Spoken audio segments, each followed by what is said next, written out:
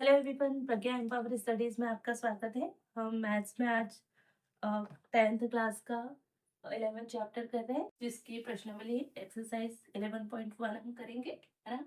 और इसका क्वेश्चन है, मैं पढ़ देती हूँ। त्रिज्या 21 सेंटीमीटर वाले वृत्त का एक चाप केंद्र पर 60 डिग्री का कोण अंतरित करता है। ज्ञात करना है हमको। क्या ज्ञात करना है? तो चाप की लंबाई, चाप द्वारा बनाए गए त्रिज्यखंड का क्षेत्रफल और संगत जीवा द्वारा बनाए गए वृत्त खंड का क्षेत्रफल। अब आप देखेंगे कि एक क्वेश्चन है जिसमें आपको 3 क्वेश्चन 1 2 3 ये करने हैं।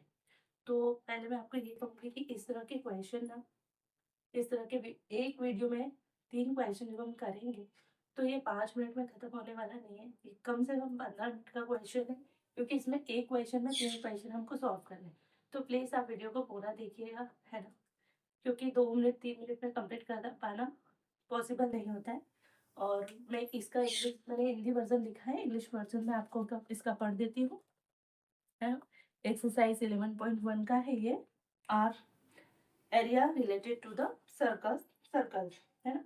तो क्वेश्चन है, in a circle of radius 21 centimetre and arc subtend an angle of 60 degree at the centre, find करना है the length of the arc. ठीक है, चाप की लंबाई। दूसरा है area of the sector form by the arc, तो चाप द्वारा बनाए गए त्रिज्य खंड का क्षेत्रफल। सेक्टर मतलब त्रिज्य खंड। और थर्ड है area of the segment form by the corresponding chord, यानी संगत जीवा द्वारा बनाए गए वृत्त खंड का क्षेत्रफल। सेगमेंट मतलब वृत्त खंड।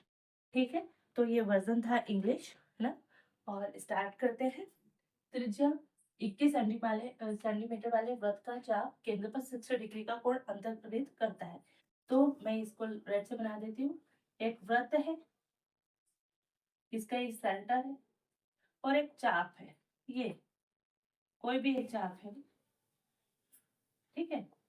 ये मान लीजिए ये चाप है ए और बी है। ये थोड़ा मैं डार्क कर देती हूँ। ये केंद्र पर 60 डिग्री का कोण अंतरित करता है ना। ये कोण है 60 डिग्री का, ठीक है। और ये सेंटर है 0, ठीक है।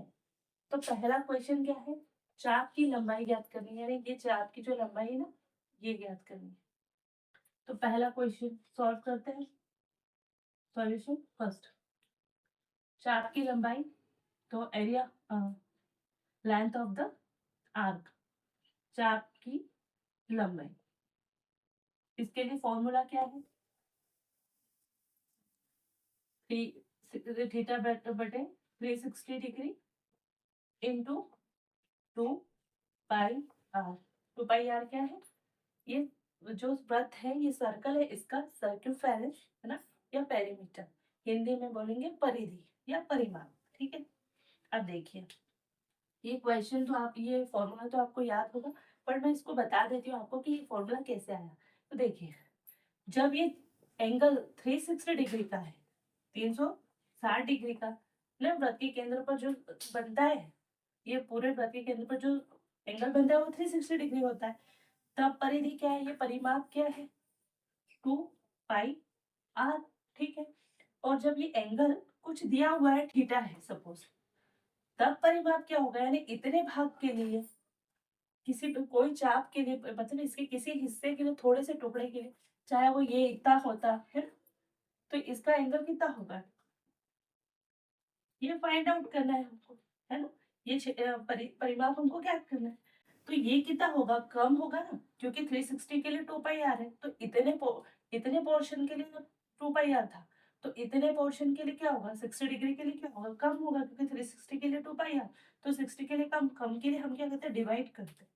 अब इसका क्रॉस मल्टीप्लीकेशन करके देखो तो ये फाइंड आउट करना है थीटा के लिए, और ये थीटा इंटू 2 पाई आर, ये ज्ञात करने वाला जो है हमको फाइंड करना था। तो ये क्या होगा? थीटा बटे 360 इंटू 2 पाई आर, और यही तो हमको फाइंड आउट करना है। ये थीटा द्वारा बनाए गए चाप का क्षेत्र, चाप की लंबाई, है ना। चाप यानी आर्क की लंबाई, लेंथ ऑफ द आर्क, ठीक है। तो यही हमको फाइंड आउट करना है, तो ये हमको फॉर्मूला मिल गया। तो इस तरह से ये फॉर्मूला आया है, ठीक है। बट आप एग्जाम में डायरेक्टली फॉर्मूला ही पुट करना, ठीक। आपको ये फॉर्मूला याद होना चाहिए।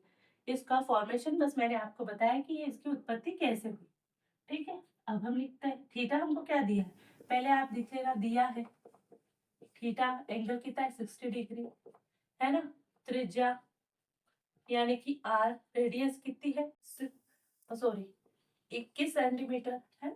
ये देखो रेडियस दी है, त्रिज्या, और ये केंद्र पर चाप जो है दिया है, थीटा दिया है। बस वैल्यू पुट करो, मान रखने पर 2 पाई, पाई की मान क्या होता है 22/7, या आर क्या है 21 सॉरी आर क्या है 21, पाई का मान होता है 22/7 या 3.14, ठीक। तो इसको कैंसिल करेंगे तो ये 6 बार जाएगा, 0 से 0, 1 6 आर 36, है ना। और ये देखो 2 एकम 2, 2 3 6, 3 7 21, और ये 7 7 कैंसिल, तो बचा क्या 22 सेंटीमीटर, है ना। तो चाप की लंबाई, या यहाँ पर मैं इंग्लिश में लिख देती हूँ,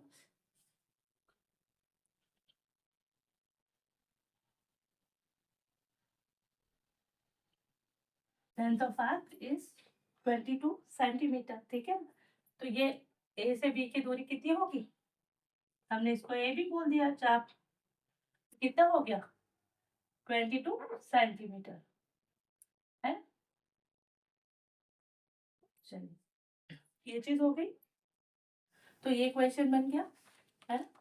तो आप चाहे तो स्क्रीनशॉट ले लीजिए, क्योंकि सेकंड क्वेश्चन सेकंड मैं इसको इरेज करके बताती हूँ, ठीक है।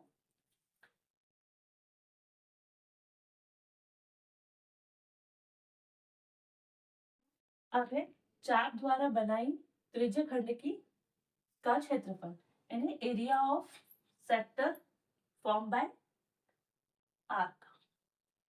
तो ये चाप द्वारा या त्रिज्य खंड का क्षेत्रफल लिख देते हैं ना, आप लिख देना चाप द्वारा बनाए गए त्रिज्य खंड का क्षेत्रफल,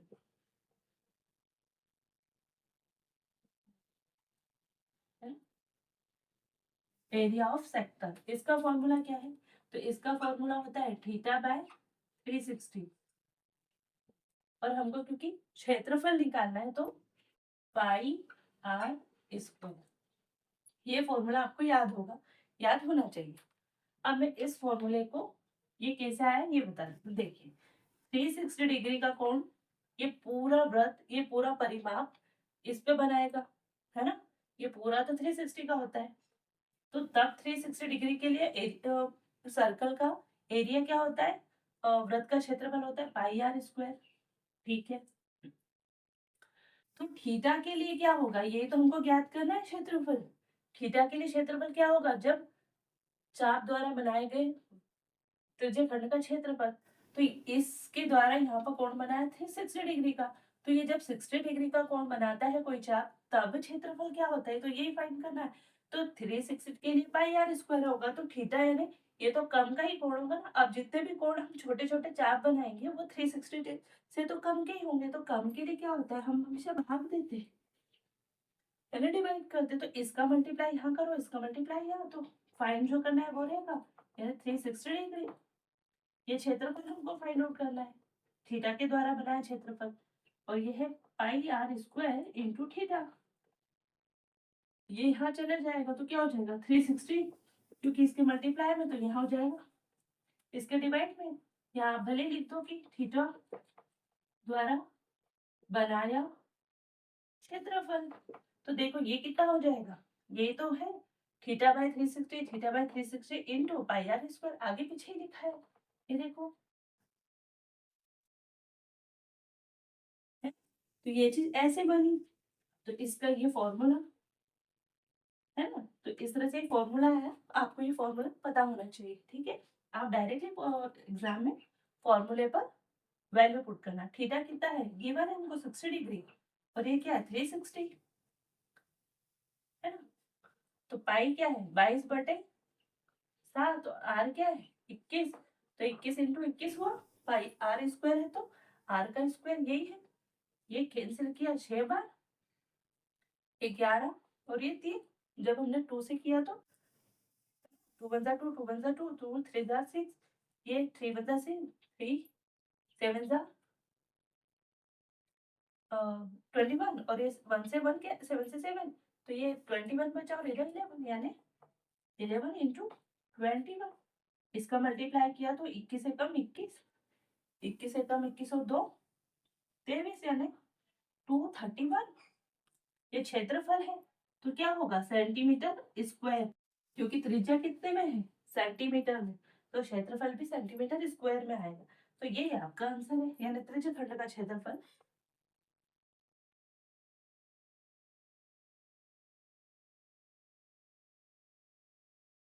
एरिया ऑफ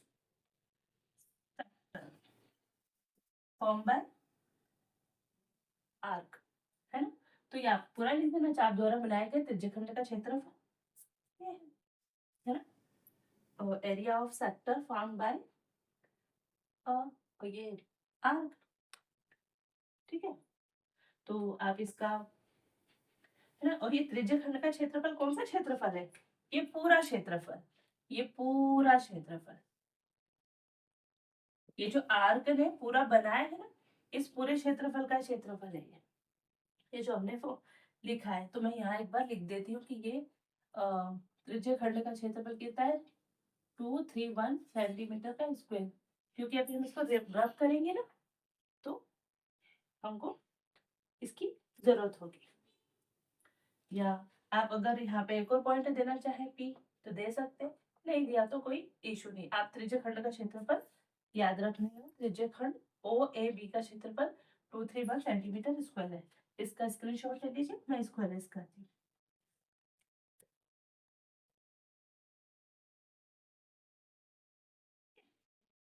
अब देखिए, हम आते हैं थर्ड क्वेश्चन पर। थर्ड क्वेश्चन क्या बोल रहा है, संगत जीवा द्वारा बनाए गए वृत्त खंड का क्षेत्रफल याद कीजिए, है ना। वृत्त खंड यानी होता है सेगमेंट, तो area of find area of segment form by corresponding chord, है ना। तो जीवा यानी कॉर्ड होता है, ये CHORD, इंग्लिश मीडियम वालों के लिए, है ना। तो जीवा द्वारा, अब इसमें जीवा कैसी बनेगी, तो देखिए जीवा के क्या होती है, वृत्त को ऐसे भाग में डिवाइड करती है, ये सब जीवाएं हैं। ये डायमीटर भी एक जीवा है जो यहाँ से जाती है, एक स्पर्श रेखा भी एक जीवा होती है जो यहाँ से जाती है, तो डायमीटर भी एक जीवा है जिसको बोलते हैं ये भी जीवा है डायमीटर, है ना, ये भी जीवा है, ये भी जीवा। तो इसमें संगत जीवा क्या होगी, जो ए बिंदु और बी बिंदु को मिलाएगी, ये जीवा होगी, क्योंकि ये सब तो ये त्रिज्या है, फिर ऐसी ऐसी ऐसी निकलेगी वो त्रिज्या रहेगी, और डायमीटर त्रिज्या का जस्ट डबल होता है। हमको तो संगत जीवा से मतलब है, ये सब चीजें तो मैं आपको समझा रही हूँ, हमको संगत जीवा से मतलब है। तो संगत जीवा क्या होगी, ये जो चाप होगा ना, उसके दोनों सिरों को मिलाने वाली जीवा ही इसकी संगत जीवा होगी। तो संगत जीवा द्वारा जो वृत्तखंड बना है, तो वृत्तखंड क्या है, ये वृत्तखंड होगा ना, जब हमने ऐसा किया तो हमको एक ये खंड मिल गया वृत्त का खंड, तो इसी को कहेंगे ये संगत जीवा द्वारा बनाया गया वृत्तखंड। यानी अब हमको इसका क्षेत्रफल निकालना है। तो देखिए, हमने जो 231 निकाला था वो क्या था, पूरे ये वृत्त का था ना, ये पूरे वृत्त का था। अब हम क्या करेंगे, इस त्रिभुज का निकाल लेंगे, ये भी तो एक त्रिभुज बन रहा है, तो हम पूरे में से ये त्रिभुज वाला घटा देंगे तो हमको ये मिल जाएगा, है ना। तो अब हम यही करेंगे। तो अब हमको कैसे निकालना है त्रिभुज का क्षेत्रफल, तो पूरा कॉन्सेंट्रेशन हम इस त्रिभुज के क्षेत्रफल को निकालने में करेंगे। अब आप ये थर्ड वाले क्वेश्चन को हम सॉल्व करें, संगत जीवा द्वारा बनाए गए वृत्तखंड का क्षेत्रफल। तो देखिए, त्रिभुज ओ ए बी में, है ना, इस ट्रायंगल में देखो, ओ ए क्या है आर, ओ बी भी क्या है आर, है ना। ये दोनों त्रिज्या है आर, जो कि कितनी है 121 सेंटीमीटर, और गिवन है क्योंकि ये भी तो त्रिज्या है, ये भी उसके सेंटर से उसके परिमाप को उसकी परिधि पर या पेरी सर्क्यूमफेरेंस पर एक पॉइंट को जोड़ती है, ये भी वही है, त्रिज्या सेंटर से सर्क्यूमफेरेंस को जोड़ती है ना। तो सॉरी त्रिज्या, हाँ, तो ओ ए और ओ बी क्या है, बराबर। देखिए जब किसी भी त्रिभुज में अगर समान भुजाओं के सामने के कोण समान होते हैं ना, यानी कि इक्वल साइड्स के अपोजिट एंगल, जैसे ये इक्वल साइड है तो इनके सामने के जो अपोजिट एंगल होंगे, जो सामने वाले वो भी समान होंगे, तो इसके सामने वाला बी और इसके सामने वाला ए, तो ए और बी भी समान होंगे, है ना। तो चूंकि ये ऐसा है इसलिए angle O A B equals to angle O B A. क्यों? समान भुजाओं के सामने के कोण समान होते हैं, याद रखिए angles opposite of sides, equal sides, है ना। तो समान भुजाओं के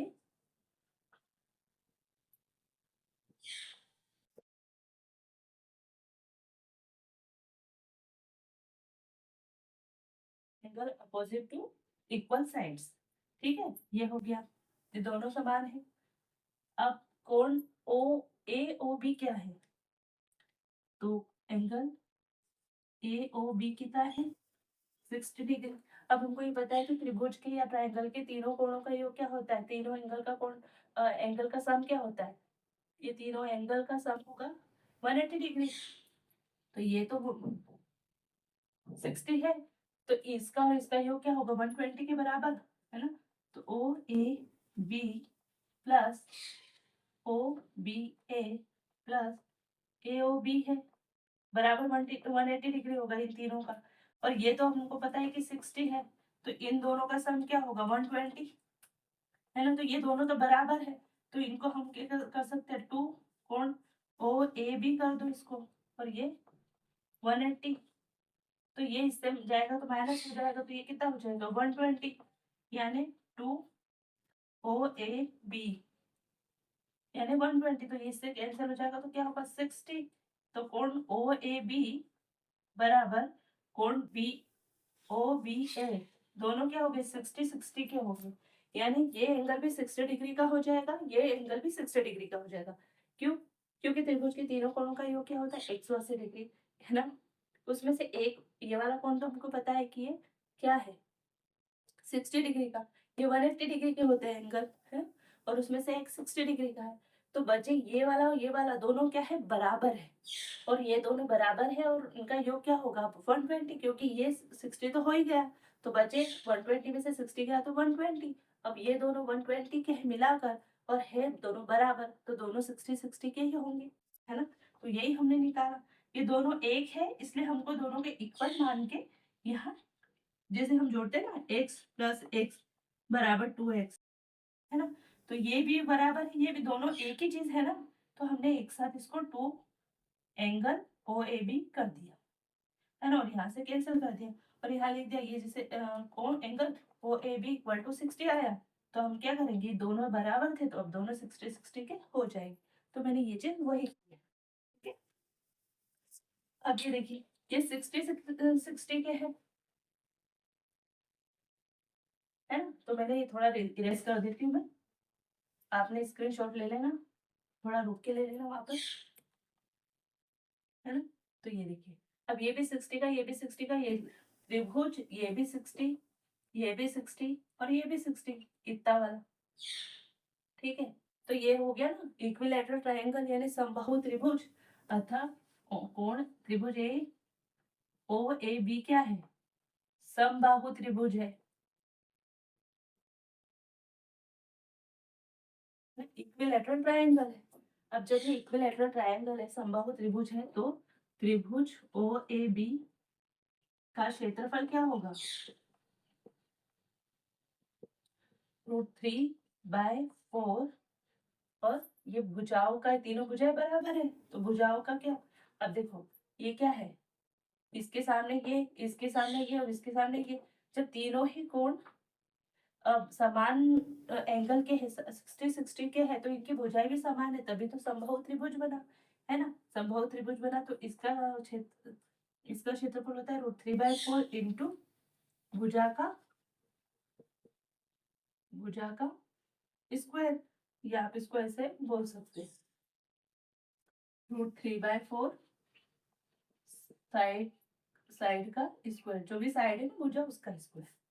अब देखो, जब इसकी ये भुजा 21 सेंटीमीटर, ये 21 सेंटीमीटर, तो ये भी 21 सेंटीमीटर होगी, है ना। तो √3/4, क्योंकि इसकी भुजा क्या है, त्रिज्या, तो ये 21 का स्क्वायर यानी, है। तो देखिए इनका मल्टीप्लाई करो तो क्या होगा, 4 4 1, 21 एकम 21 बचे 2, 21 दूनी 42, 43 44, और ये √3/4। अब देखो इसको अगर पूरा सॉल्व करने बैठोगे तो √3 का मान होता है 1.732, वो रखो और मल्टीप्लाई करो। लेकिन क्योंकि आप 10th क्लास के स्टूडेंट हो और इस तरह के क्वेश्चन आपकी लॉजिकल एबिलिटी को चेक करते हैं, ये नहीं चेक करते कि आपको गुणा भाग आता है कि नहीं, घटाना जोड़ आता है कि, तो इसका आंसर यही है, आपकी बुक में भी यही दिया, ठीक है। तो क्या है, त्रिभुज OAB, है ना, त्रिभुज OAB का क्षेत्रफल क्या निकाला हमने, ये। और कभी भी क्षेत्रफल सेंटीमीटर स्क्वायर में होगा, क्योंकि इसकी सेंटीमीटर में है, इसकी त्रिज्या भुजा, तो ये सेंटीमीटर स्क्वायर में इसका एरिया आएगा, ठीक, क्षेत्रफल। तो ये चीज है। आप बताइए, इसको मैं यहाँ इसके आगे का मैं इरेज करके कर देती हूँ, या ठीक है यही मैं कर देती हूँ।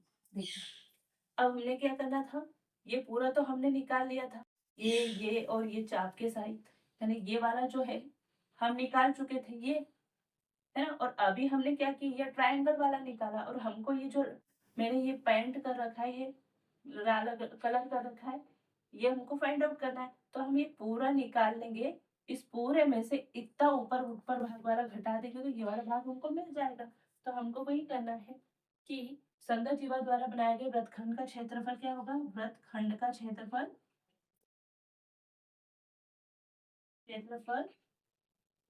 बराबर क्या होगा, ये चाप द्वारा बनाए गए त्रिज्य खंड का क्षेत्रफल, है ना। तो आप लिखना त्रिज्य खंड, चाप द्वारा बनाए गए त्रिज्य खंड का क्षेत्रफल, मैं इतना ही लिख देती हूँ कि त्रिज्य खंड का क्षेत्रफल माइनस समबाहु त्रिभुज, त्रिभुज OAB का क्षेत्रफल, यानी इक्विलैटरल ट्रायंगल का क्षेत्रफल, जो कि हमने ये निकाला, ये। तो त्रिज्य खंड का क्षेत्रफल क्या है, 2 3 1, और ये इक्विलैटरल ट्रायंगल समबाहु त्रिभुज, इसका क्षेत्रफल क्या निकाला, ये 4 4 1 √3 डिवाइडेड बाय 4, है ना, सेंटीमीटर स्क्वायर, क्योंकि ये क्षेत्रफल है ना। चाप की लंबाई ज्ञात करनी होती तो सिर्फ सेंटीमीटर में, हमने ज्ञात भी की थी 22 सेंटीमीटर, है ना। पर क्षेत्रफल कैसा होता है, स्क्वायर में होता है, स्क्वायर सेंटीमीटर में होगा क्योंकि सेंटीमीटर में। और आपका क्वेश्चन का आंसर भी यही है, क्योंकि यहाँ आपको वही है, √3 का मान 1.732 पुट करो, जोड़ घटाना गुणा भाग करो तो आएगा। पर आपकी बुक में भी आंसर यही दिया है, क्योंकि इस तरह के क्वेश्चन आपकी लॉजिकल एबिलिटी को चेक करते हैं बस, है। तो ये आपका आंसर है क्या, संगत जीवा द्वारा बनाए गए वृत्तखंड का क्षेत्रफल। और ये किसके बराबर है, ये वाला जो लाल में है ना, ये लाल कलर क्या है, इसका क्षेत्रफल है ना। तो आई होप कि आपको अच्छे से समझ में आया होगा, है ना। और भी ऐसे वीडियोस अगर आप मुझसे समझना चाहते हैं, पढ़ना चाहते हैं, तो प्लीज चैनल को सब्सक्राइब करें, शेयर करें, लाइक करें, और अगर पसंद आए तो लाइक करिए, है ना, और अपने दोस्तों में शेयर करें। मिलते हैं नेक्स्ट वीडियो में, तब तक के लिए जय हिंद, जय भारत, थैंक यू।